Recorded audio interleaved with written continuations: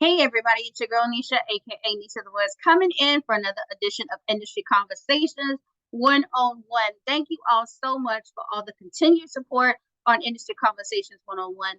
Today we have a very special guest with us, Tamikyo Inez Ansa, who will be joining us today. And of course, we'll be talking about the latest entertainment news. Right now, just hilarious.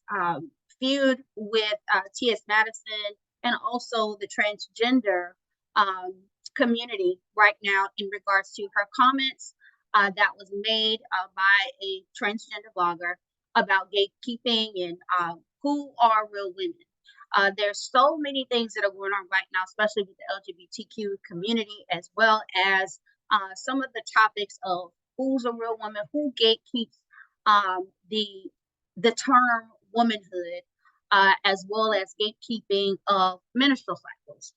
We all know that there are certain things biologically that we as real women, however, have been born with those parts to give birth and etc. And then also you do have those that are of the transgender LGBTQ community who have taken hormones, who do have menstrual cycles. There's been so many different types of opinions on that of, you know, what is considered as womanhood, who is considered as a real woman. There's so many different opinions. The Ricky Smiley show was talking about it this week, trying to define and why are they trying to cancel Just Hilarious because of the comments. I feel that everybody is open to their opinions and what they have in regards to this type of feud. I just feel that sometimes that we make things a little bit more than what they are, and sometimes, you know, we kind of take things a little too far in regards to, especially what we're doing for the internet. So, there's just so much controversy right now going on around that conversation. But however, our guest today has made it to center stage from all of her trials, from prison to now to basically making a transition back into the daily life of actually becoming an artist, as well as regaining her freedom. And I am so happy to bring her into the show today. Let's welcome to the show with us Tamikyo Inez Ansa. She will be joining us today, and definitely we're going to welcome her today on our show and talk a little bit about her journey and what she has been going through. So, hi, welcome to Miko. How are you?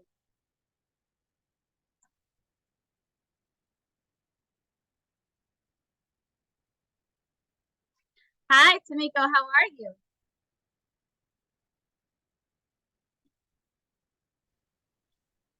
Okay. Can you hear me now? Yes, I can hear you. How are you? I'm fantastic. How about yourself? Doing well, doing well. You have a very compelling story, and first and foremost, I want to thank you for coming on the show with us tonight, and sharing your story with us. Being so young, of doing your solo at 3 years old, um, to going through those personal trials that you went through back in between 2014 2016, going through triumph, and now you're trying to reemerge your career, and basically become the artist that we all know that you can be. For those that don't know, Tamiko was on The Voice. She was a participant of The Voice. So we're going to talk about that as well. First and foremost, how are you doing today? I'm doing great. It's been a fabulous day. The weather is not stormy as it has been in the last few weeks, so we have a typical summer day today. So I'm very grateful. So, just starting getting into the conversation, tell us a little bit about some of the obstacles that you have faced in regards to, gaining your freedom and then now becoming the artist that you so desire to be. Well, I definitely can say this journey was an unexpected journey. I started the music industry with what I call inside ministry. That means I grew up singing in the church.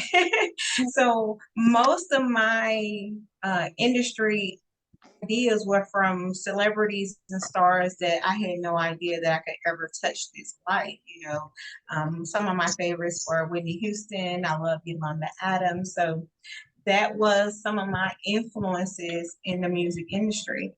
It actually wasn't until 2016 that I started writing songs that I had a desire to learn the music industry, because how else would I get my songs out to the world if I got it out?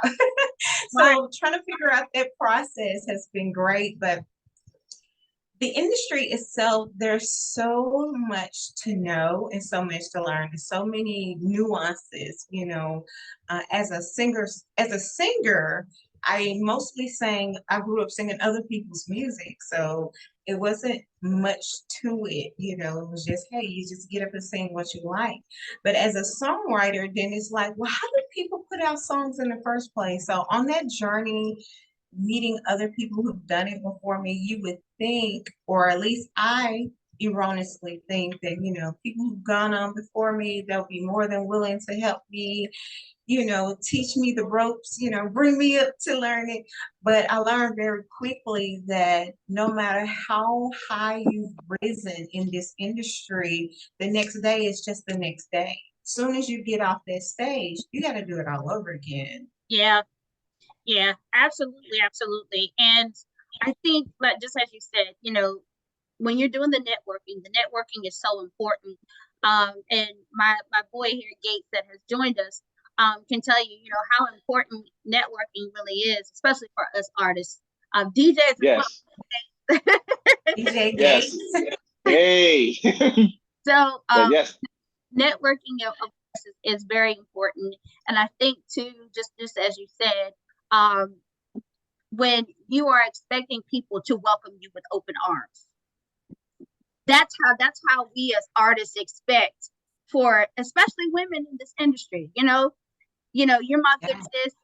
I'm expected to give you or show you the ropes, to bring you along for the ride so that you can know what to expect.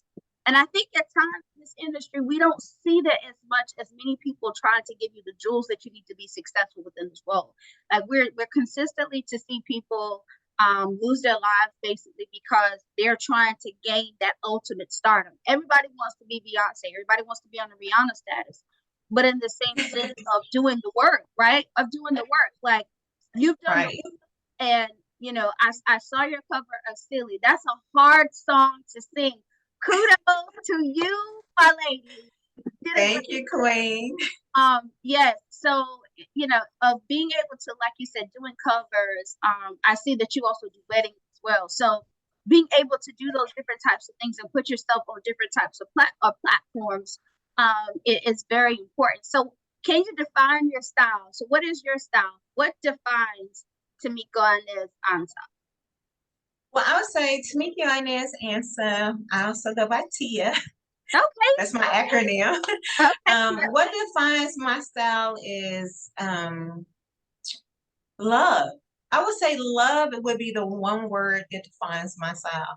There is my love for God that comes from my roots of gospel music and inspirational music that I still sing and write songs for today, as well as my love for people.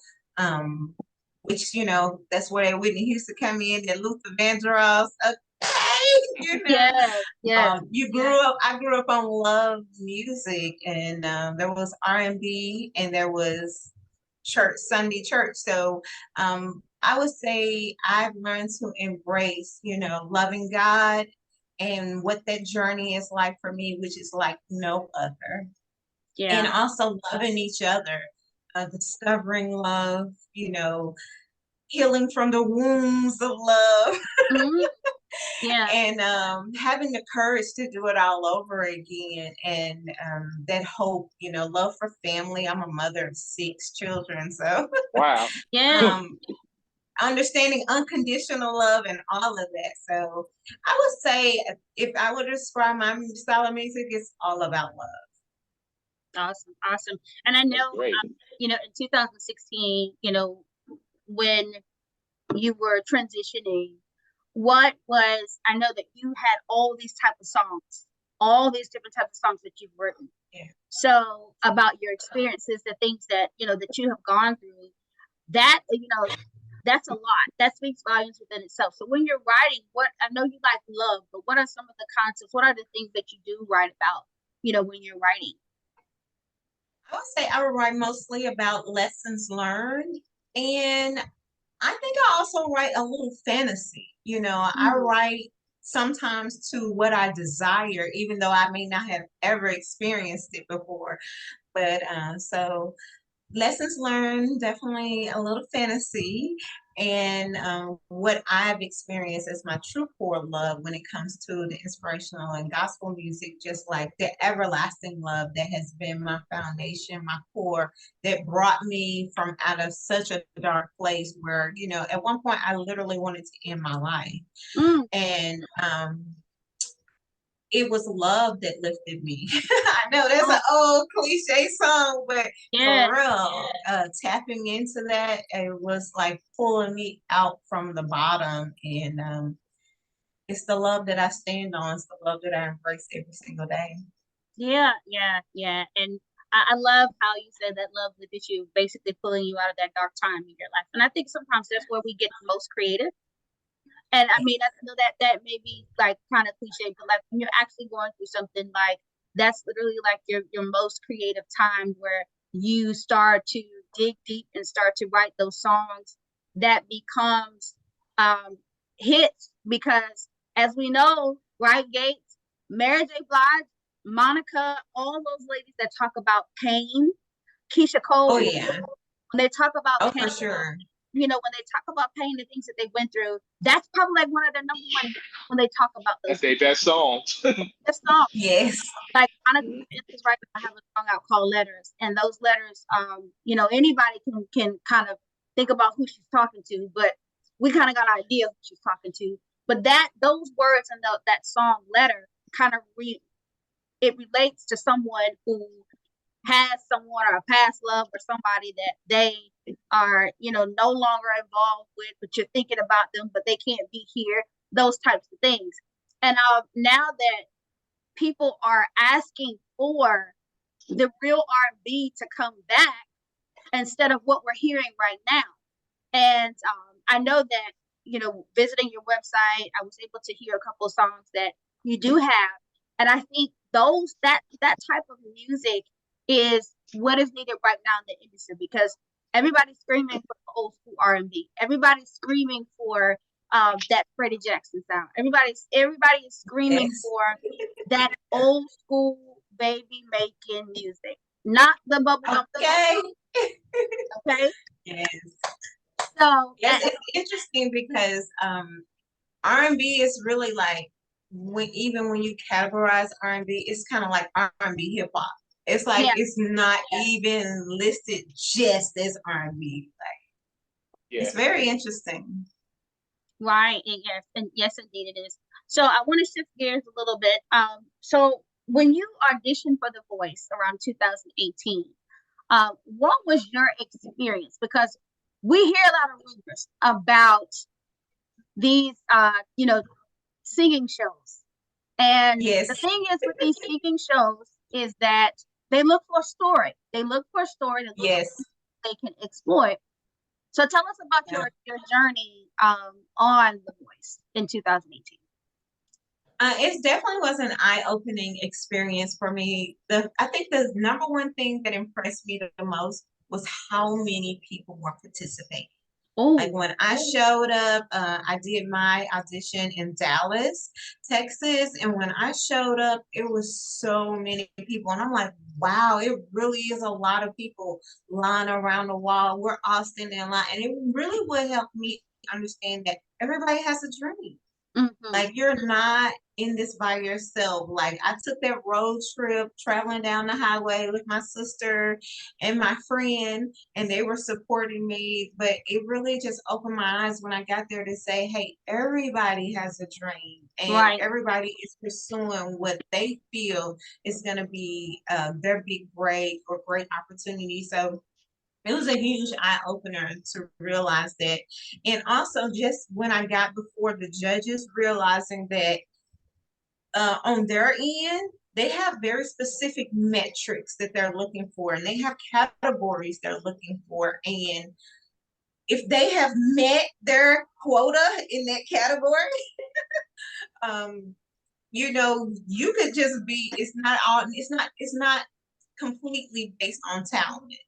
It has to do with their categories and talent, and in some cases, not so much talent, but just fitting that category first, because you have to realize it is a television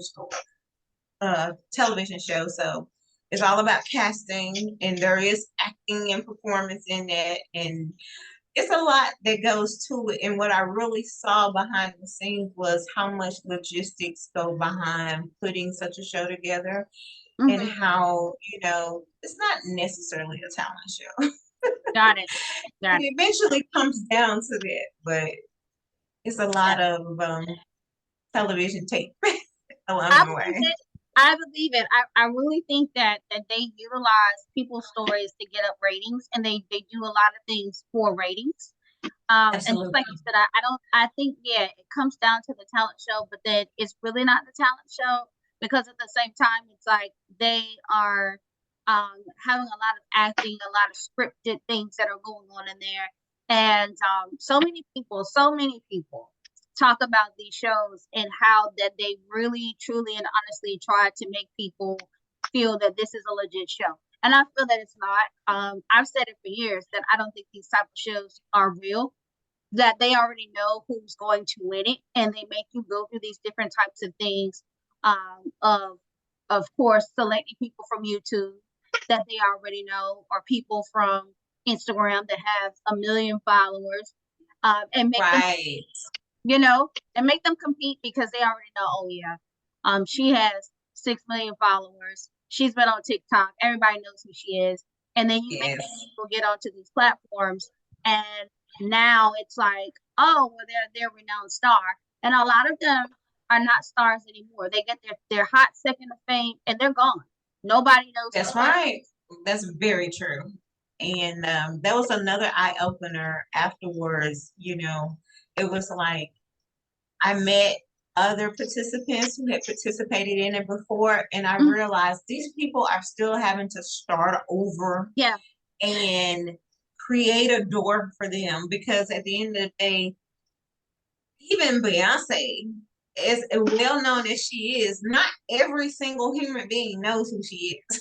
Right. And not Exactly. everybody looks at that. It's like, okay, so, and, but those who do. But imagine winning a show like that, or even being an independent artist. Like, it's literally a drop in the bucket. You have to find your own community, and you have to make your connections with your own fans, and you can't depend on being world famous. You have to be famous in your own world, if Hmm. that makes sense, Right. and then use that connections that you have with people and really make a difference in their life, because that's the only thing that will keep you connected to people. Like, at the end of the day, what did they get out of listening to your music, seeing your show, being connected with you, buying your t-shirt? What did they get out of it? Mm. If they don't walk away with something that benefits their life, makes them feel better, makes them have something to hope in, or even just appreciate you, it's all for nothing. Like, Right. it's a drop. Yeah. Yeah. Yeah. So I understand that you're going on tour. So Yes. tell us a little bit about your tour and your tour dates, and where can people see you in the near future? Yes. So for all of my tour days, you can connect with my Sunday Vibes of Love email, and that is on my website, tamikyoinez.com/connect, or from my connect page. And also I have my link tree on my Instagram. So it's Tamikyo Inez Ansa. I would say the fastest way to find me, since my name is kind of unique, is hashtag Dream Achievers Tour. Now that's a name you can remember. Yes, Yeah. yes. Where did the name Dream Achievers Tour come from? The Dream Achievers Tour comes from, oh God, a dream so long ago, way even before I knew it would be fulfilled through the music industry. But I had this vision and I started speaking affirmations after my first divorce. Now I've been twice married and now I'm single. So Oh, after my first divorce, that another life situation where I'm picking myself up and starting over, I began to learn to practice affirmations. And mm, it was speaking to my life, speaking to myself, speaking to my soul. And one of the things I talked about is being a dream achiever and helping others to achieve their dreams.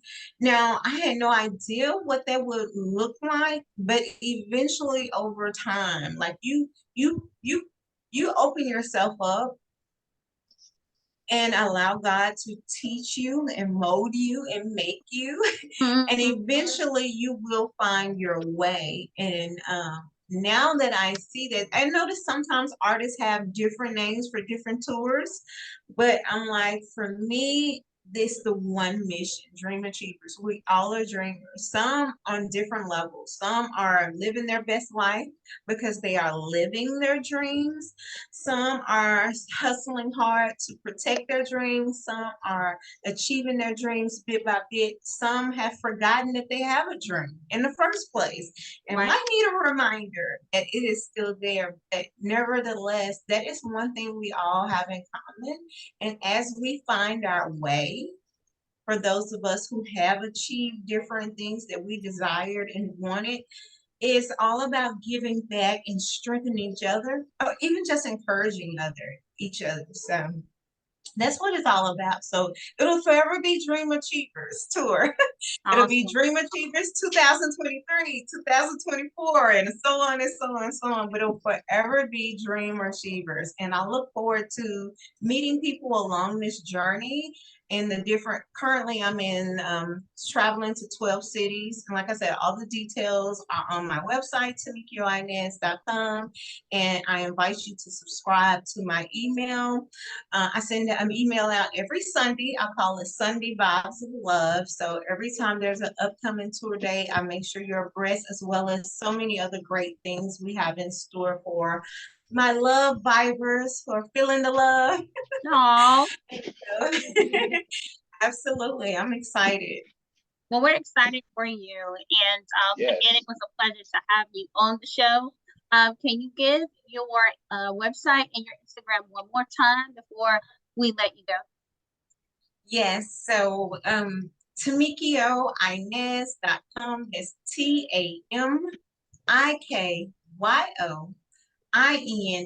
TamikyoInez.com.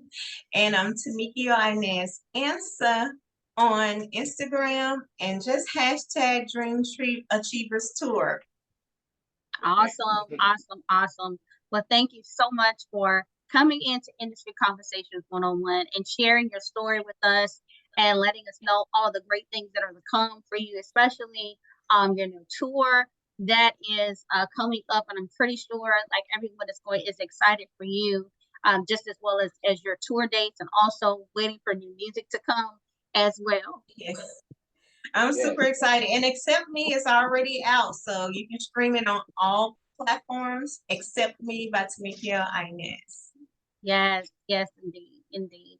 Well, thank you again, Tia, for coming on to the show. We love you, and make sure that you do stop by and come back and chat with us some more. Thank you, Yes. Nisha. Have a wonderful day. Thank you, All right, DJ Gates. Hey, no bye. problem.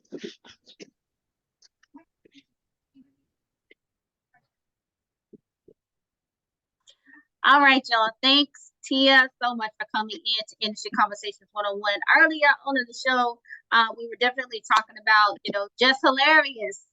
The controversy between her and T.S. Madison about, the who is really a woman, who gatekeeps menstrual cycles, all that other stuff.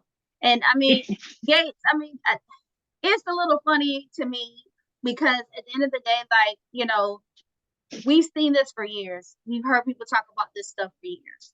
I think Yeah. now it's getting out of hand now because now you're having real women in transgender. I can't, I know, I'm not sure what is the proper pronouns anymore, but there was a really, really big conversation on the Ricky Smiley show this week in regards to this particular topic. And, you know, you don't want to offend anybody. You don't want to say anything out of the ordinary, but, you know, my opinion is you are what you are. And at the end of the day, you know, people have their opinions of what they feel. And you know, they're calling for Just Hilarious's cancellation because of you know what she said. You know, I don't think somebody should be canceled because of the way that they feel when they are a woman and they're speaking about their experiences as a woman, just as you have someone that is transgender that is speaking about their experiences of being transgender. There's so much controversy now going back. T.S. Madison has said something. So many actors, so many people of the LGBTQ community has spoken out about it. It's just it's a lot. And I think the main phrase is because Jess Hilarious said that transgender women are delusional.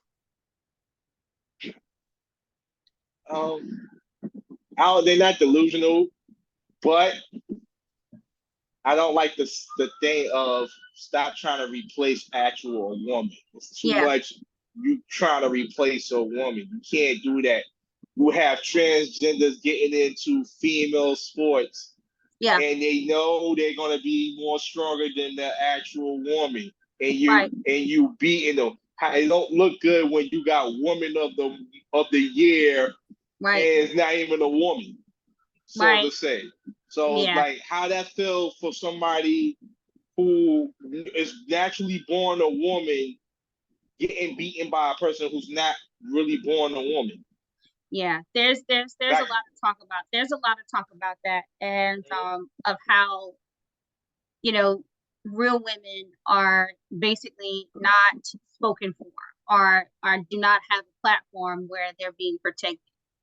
It's this conversation is really getting out of hand, and I think at the same time you have so many people who are offended by this conversation, and now it's like they're asking the sororities and fraternities to accept it too. So this is going to get interesting, I think, since there's someone that is not speaking out about it, and about gatekeeping of who gatekeeps womanhood, and yeah, I think it's going to continue to get interesting.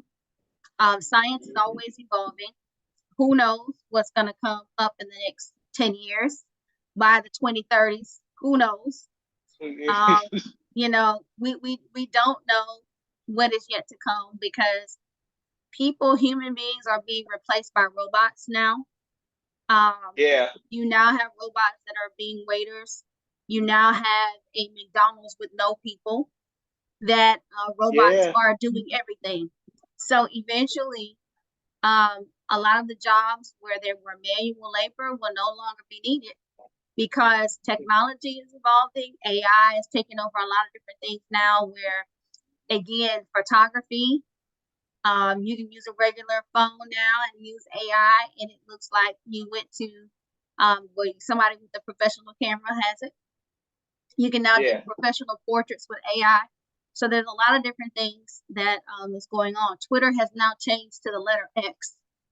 So there's just a lot of stuff going on right now, Gates, that I really, that my mind is like going like this, because I'm trying to understand and trying to keep up with all of the new things that are going on, you know, in our world right now. It's just too much stuff. I think we're focusing on the wrong things when we should really be focusing on 2024. Everybody knows what 2024 is. That's election year. So those are things that we need to be focused on. But I think at the same time that we have too much focus on the human form and who can be this and who cannot be this. So it's just too much focus on the wrong things. So I'm interested to see exactly what's going to come of this conversation, because I know there's going to be more. It's going to be more, and I don't think Jess is going to be canceled. I really think there's enough people to back her on what she stated, and there's probably enough people to back, you know, T.S. Madison on what she stated too. But at the same time, we just have to respect other people's opinions and move on. That's it. Yes. Move on. Where's there an argument? She stated her opinion, how she felt about it. She respected yours, and she just moved on. All right, y'all. That's all we have for this edition of Industry Conversations 101. We will be back with you all on the second and third Thursday of each month. Make sure you all check us out on Instagram at Industry Convo 101. Also on YouTube, Industry Convo 101. I am Nisha, aka Nisha the Voice. I'm DJ Gates, aka DJ Gates. And like I said before, we're back. Yes, we're back. We're back. Yes, we're back. All right, see y'all next time.